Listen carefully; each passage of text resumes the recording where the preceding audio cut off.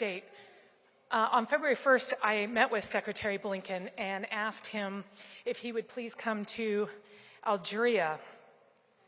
And when this opportunity came up, less than 2 months later, I was thrilled because, of course, it continues, his visit drives forward our policy objectives of working with Algeria on regional stability, economic cooperation, and all of our cultural activities, including and especially English language learning.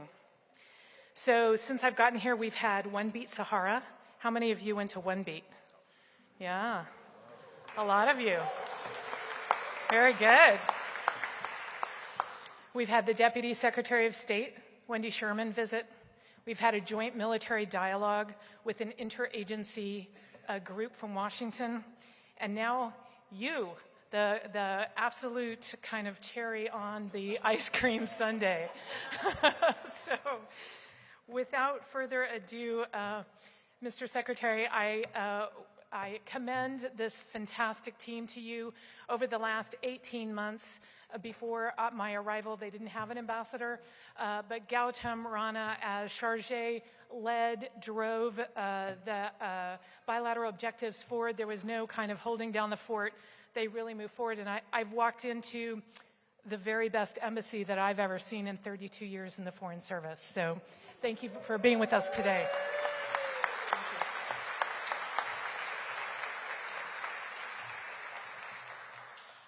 Well, first of all, this is the best first row I've ever had at an embassy event anywhere. So thank you guys for being here.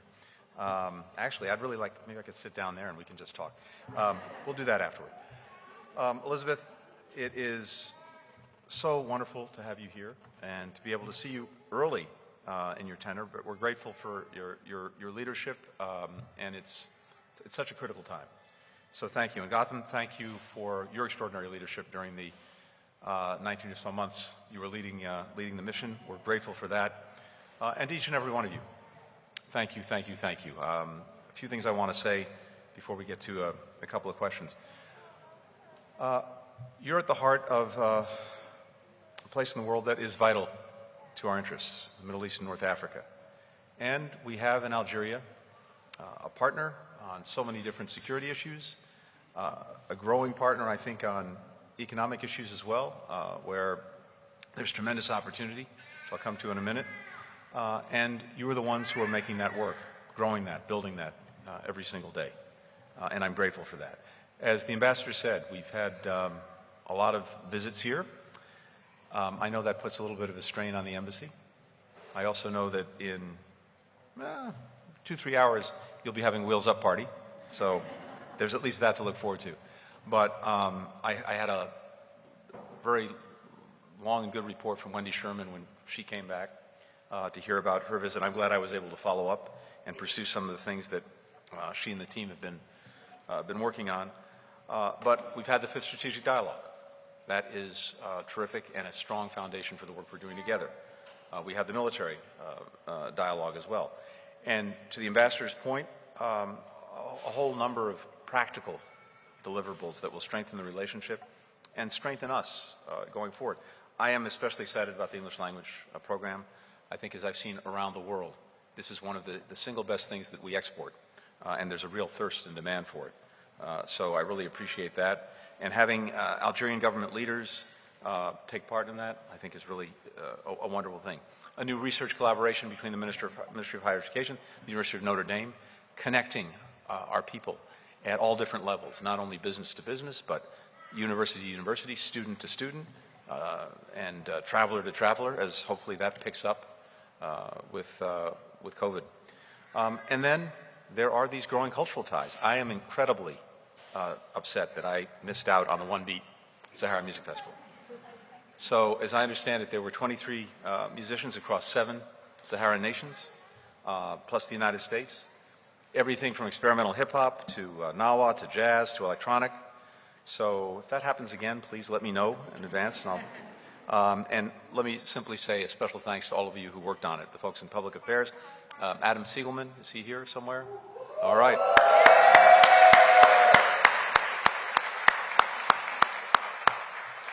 Job very well done. Thank you. And then, as I mentioned, these growing economic ties that I hope will reach a new moment when we have this international fair in June, for which we are the honored nation. I think that's an important moment. We'll have some 30-plus U.S. companies there. In fact, I met with most of them today. And then a lot of work has already gone into this. We actually saw the video showing the pavilion to be. Planning for that is a whole of embassy effort, and I want to thank you for doing that. Michelle Smith, is Michelle here anywhere? Yes. All right. Thank you. Thank you for your great efforts. So much of what you've done, though, has been done during a very difficult time for all of us, including folks at this mission, and that is the time of COVID. 2+ difficult years. I know that some of you have experienced this in a very personal way, not just a professional way, the loss of sickness of family members, of friends. One staff member lost here, Hassan Barish, and I understand that there's a fountain that was named in his honor. But I know how deeply felt this is. But I really want to say to you as well, thank you for looking out for each other. Thank you for having each other's backs during this difficult time. So many different parts of this embassy came together to do what was necessary. The health unit in particular, keeping people safe. Thank you, thank you, thank you. Human resources, keeping people updated. The community liaison office, and is Ikram McPriffy here anywhere? Right there. Thank you. Well done. Just keeping people connected and having that sense of community, especially in a time like that, is so important. Whether it's trivia nights or now going kayaking and some places, that makes a real difference. So thank you for doing that. And then to the Locally Employed Staff Association, implementing supplemental health insurance for LES, looking out for each other too. I'm grateful to you. And let me close with this while I'm on the locally employed staff. As I say everywhere I go, you are the lifeblood of this mission. We could not do our work without you. And more than anything else, there's a powerful connection that you make between us and the country that we're serving in. And there are a few folks I just want to mention by name because they've been here working side by side for a long, long time, and it's really extraordinary. Areski Benzamouche, are you here anywhere? 39 years of service. Thank you.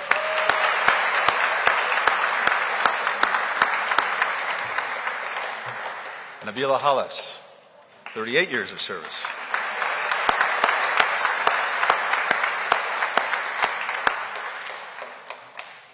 Abdullah Karhajal, 37 years of service.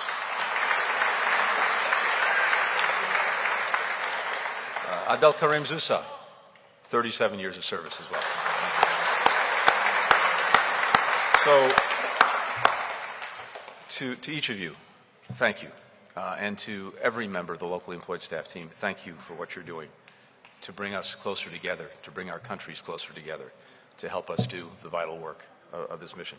But whether you're local staff, whether you're a family member, whether you're an FSO, whether you're a civil servant, whether you're here with the State Department, Defense, Foreign Commercial Service, Foreign Agricultural Service, any of the other agencies that we have, mostly I wanted to come by, as I said at the start, with 2 words: thank you. Thank you. Thank you.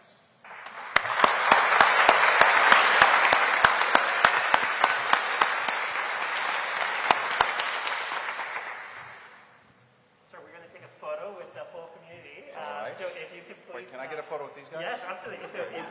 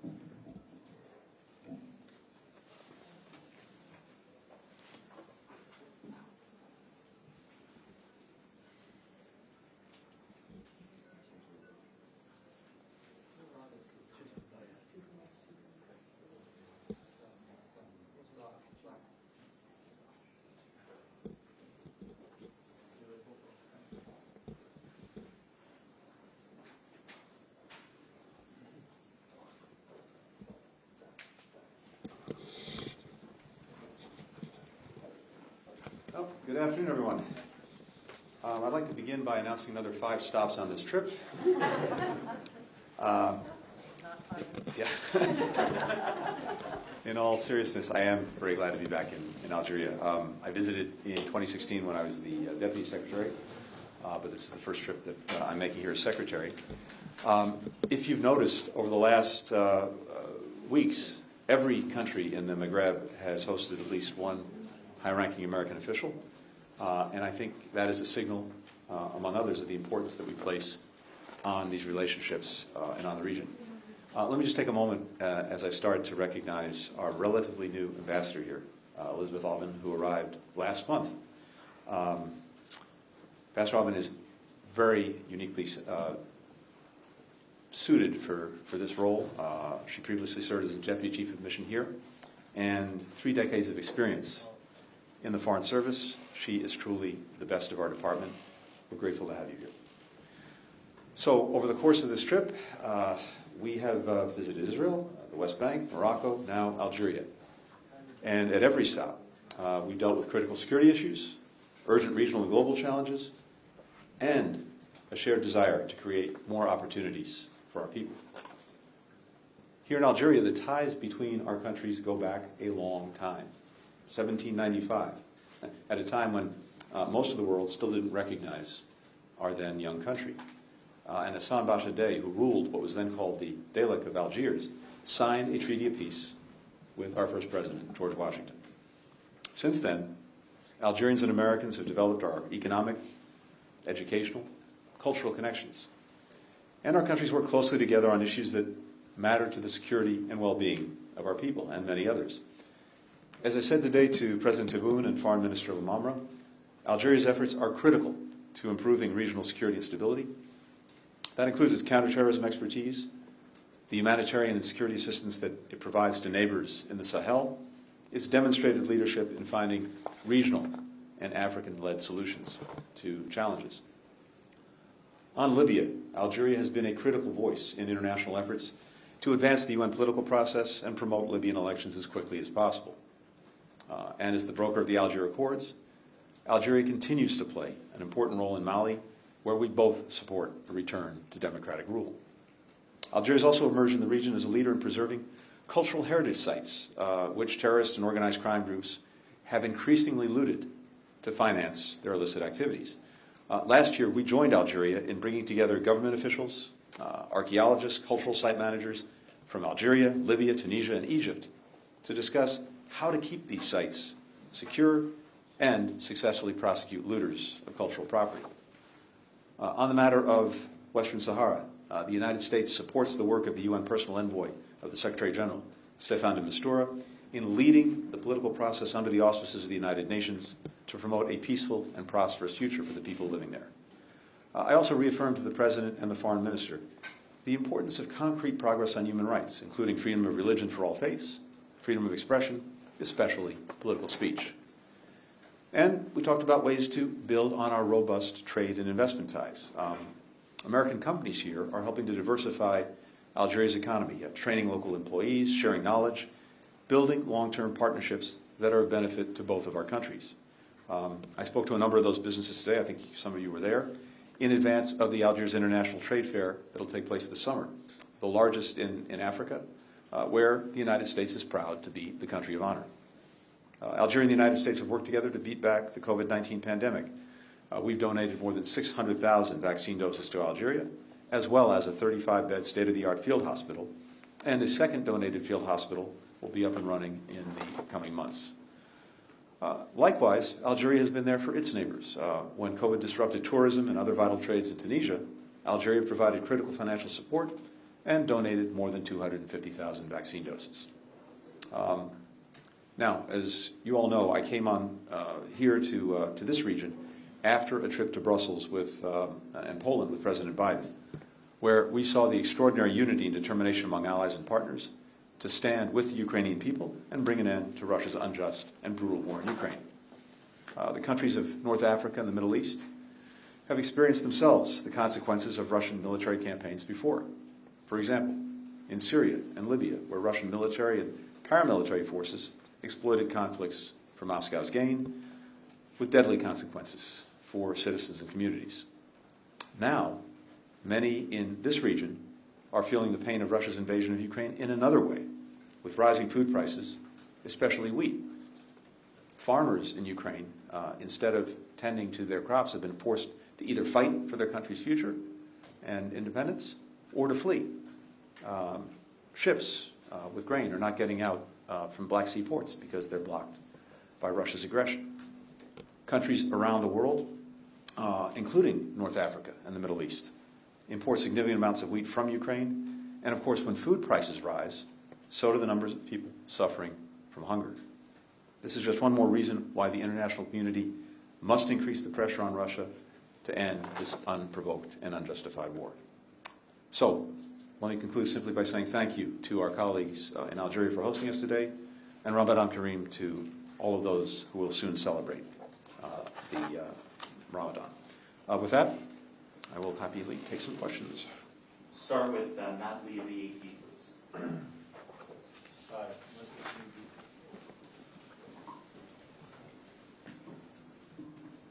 Thank you, Matt.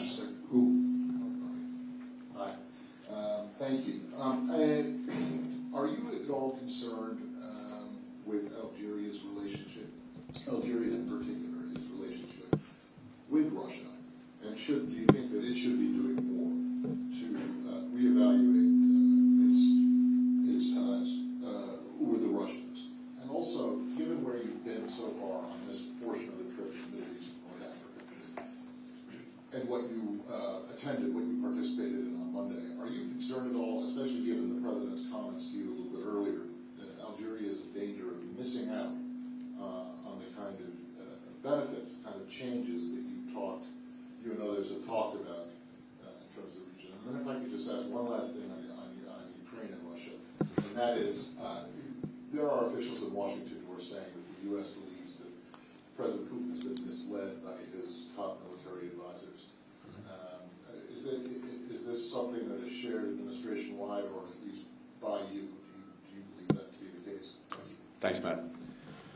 So on the first part of the question, look, I think it's a reality that different countries have different historical relationships with Russia, but there are times when one issue emerges that is so clearly black and white, and in this case of Ukraine, a clear aggressor and a clear victim, that it's important to stand with the victim and to stand for the principles that have also been violated, principles that should matter to countries around the world, principles about sovereignty, about independence, and I know that that's something that Algerians feel strongly about, given their own history.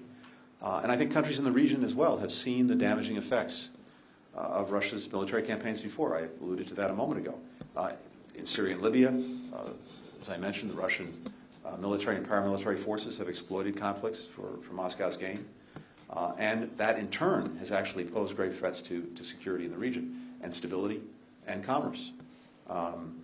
And as I mentioned as well, these actions have had deadly consequences for citizens in the region. They've disrupted the peace and prosperity of communities. They've intruded into the lives of families and individuals who are simply trying to live peacefully in their own countries. And then, again, I think the impact that's being felt, even if what seems very distant as a conflict to people in this region, because it is half a world away, or almost half a world away in Europe, it's having a direct impact on their lives right now, particularly with regard to rising food prices, something that everyone is feeling, especially wheat. So my sense from having talked to a lot of colleagues over the last days is that a lot of this pain is keenly felt in this region. Most of the countries import half their wheat or more, and so we see them taking stock of that, and that's factoring into their thinking. But mostly, I think you're seeing that the countries understand that what's happening in Ukraine matters, of course, first and foremost to the people in Ukraine, but it also matters to them because, as I said, principles that matter to them, the UN Charter, sovereignty, independence, are also the victims of aggression. With regard to the Negev and the countries participating in the normalization process with Israel, look, these are decisions for countries to make. They have to decide what's in the best interests of their own people. I think what we're trying to show through the countries that are participating in the Negev process, since we're now giving it that name, is that this is going to have real practical benefits for the people in the countries participating in that effort who have normalized their relations with Israel. And we're seeing that take life in terms of connections that have grown very rapidly between people, between businesses, between students, tourists. All of that, even with COVID, has gone up dramatically.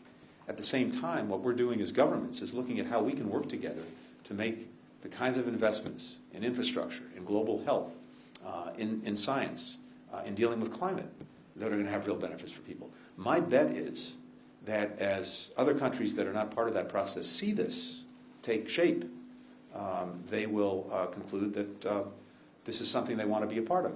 And that'll happen at different paces for different countries. But, of course, it's on us to demonstrate that it really works and that it produces results.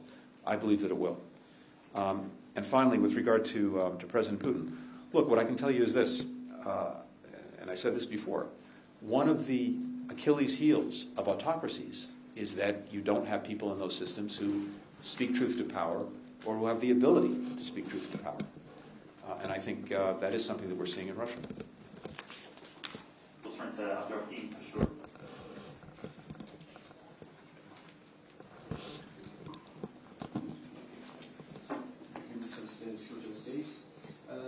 United States is adopting an advanced position against Russian military operation in Ukraine based on the principle of violence against the international law. But the same thing is happening in Palestine, in Jordan, as well as in Western Sahara. But the United States didn't show the same fairness, the same resolve as that one in Ukraine. And the same contrast is Biden administration still adopting the proclamation of the ex-President Donald Trump recognizing Moroccan sovereignty over the Western Sahara.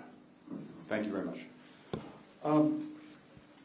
When President Biden took office, we and he made two principal commitments in terms of our foreign policy and how we would engage the world. We made a commitment to re-engage with partners and international institutions and organizations. And we made a commitment to lead with diplomacy. And that's what we've done. Part of that means that when the basic rules of diplomacy and the international system that are necessary to try to keep peace and security are being violated, we will stand up with other countries to defend them.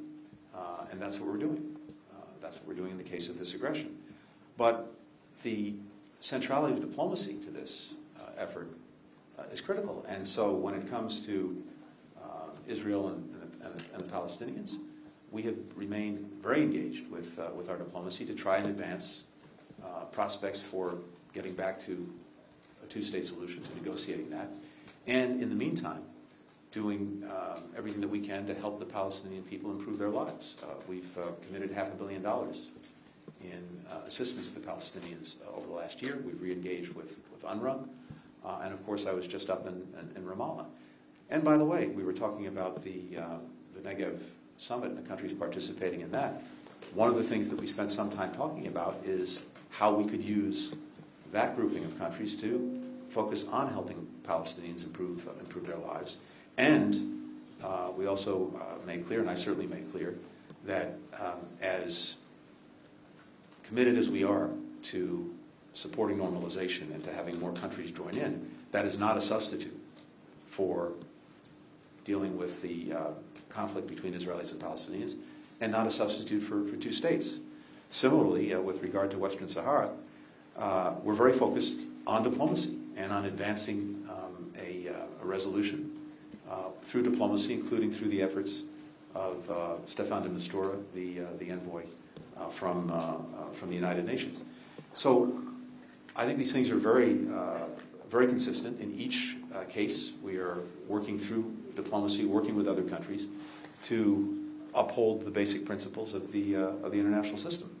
And again, on Morocco, on Western Sahara, we are continuing to support the efforts of the UN.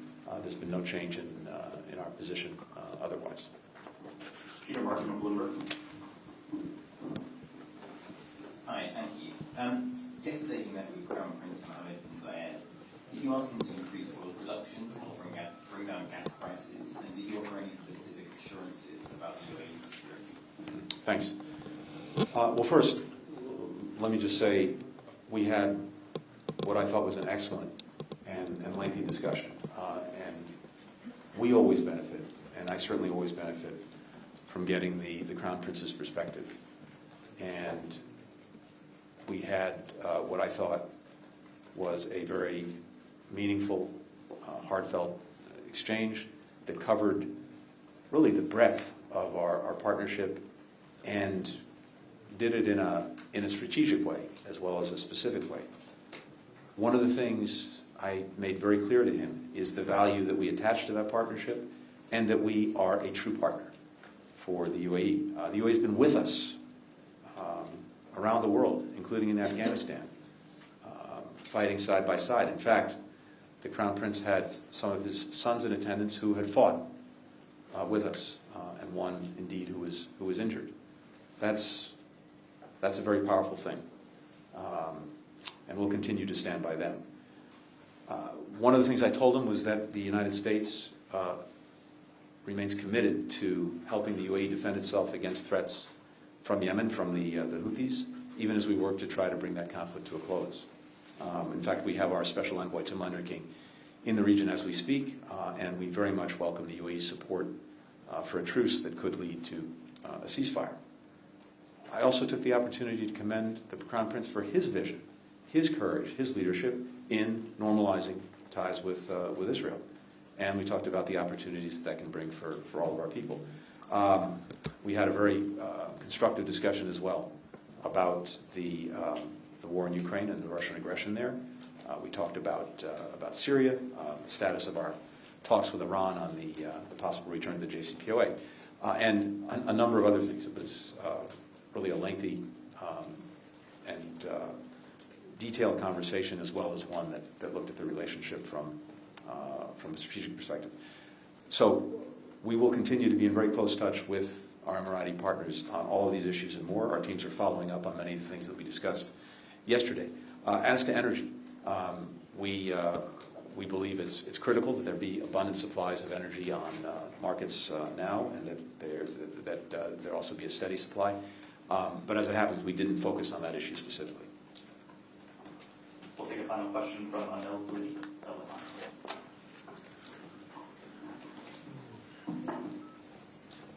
Thank you.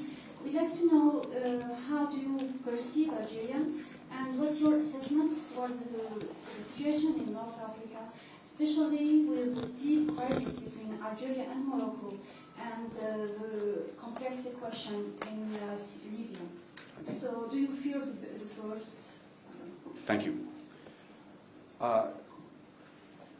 As I said at the outset, we have a relationship that runs back a long way in our history, and one that's meaningful precisely because Algeria was among the first countries to recognize the United States. This goes back to our founding president, George Washington. And in ways over the years, we have tried to build on that founding moment with security ties, economic ties, cultural ties, connecting our people. We are very grateful for Algeria's important and ongoing diplomatic efforts to try to advance peace and security in the region.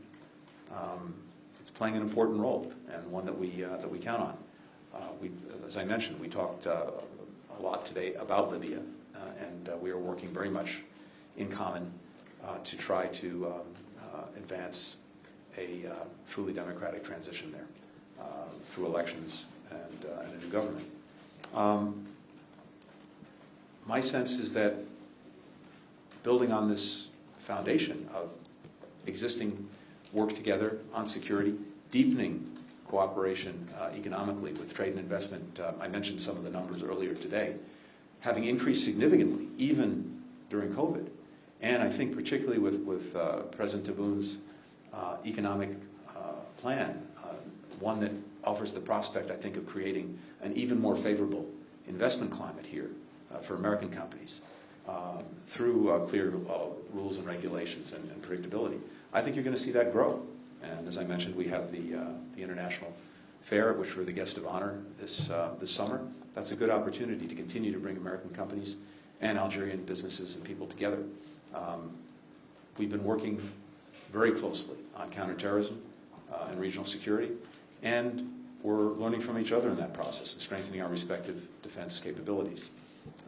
We were very proud coming back to the connections between us in different ways. We just signed recently a 3-year agreement with Columbia University, the university I happen to attend, and the Algerian Ministry of Higher Education and Scientific Research that will help revamp Algeria's curriculum for teaching English language in universities. We, as I said, have been increasing these business and commercial ties in ways that will have very practical benefits to the lives of Algerians and Americans alike, creating opportunity, creating jobs, advancing progress in everything from agriculture to IT to energy. So what I'm seeing is a good foundation that we're now building upon, and that we're very much looking forward to doing. At the same time, to further address the second part of your question, we share real concerns about security in the region, particularly in the Sahel. And we exchanged, I think, important, useful ideas about what we can do more effectively to deal with the challenges posed to security in the Sahel, but also to try to bring people there more opportunity, more hope, which is ultimately the best answer to dealing with security challenges. So across the board, this was a very good day. It's building on a number of days that other senior officials have had here. And, of course, it's building on the work that's being done every day by our embassy and by private American citizens, businesses, students, et cetera. All of that, I think, will increase in the months and years ahead. Thank you. Thank you, Mr. Secretary. Right. Thank you all. See you at the next stop. Too soon.